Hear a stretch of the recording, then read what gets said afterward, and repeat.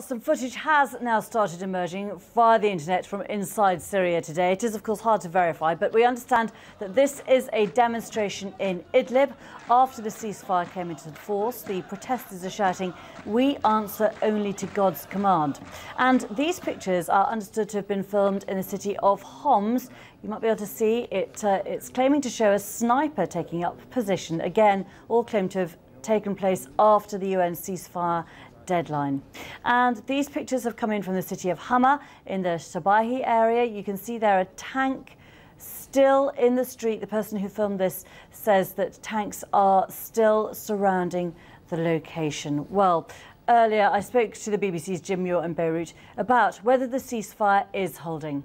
Basically, I think it is holding. Normally, by this time of the day, we'd have a huge flow of reports from activists of incidents here and there, but at the moment, there's very, very little. There are a few alleged incidents, but no fatalities or injuries reported. One thing that is happening, though, is that tanks and troops remain in towns and cities, and that, for the opposition, is a breach of the Annan peace plan. The complete withdrawal of those troops and tanks and heavy weapons, etc., was supposed to have happened by Tuesday. So they will be looking for pressure on that front.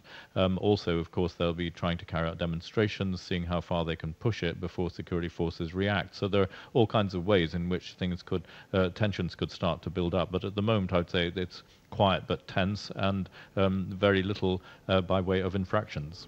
Of course, we don't want to be premature, but if the ceasefire was to hold, what would be the next few tentative steps?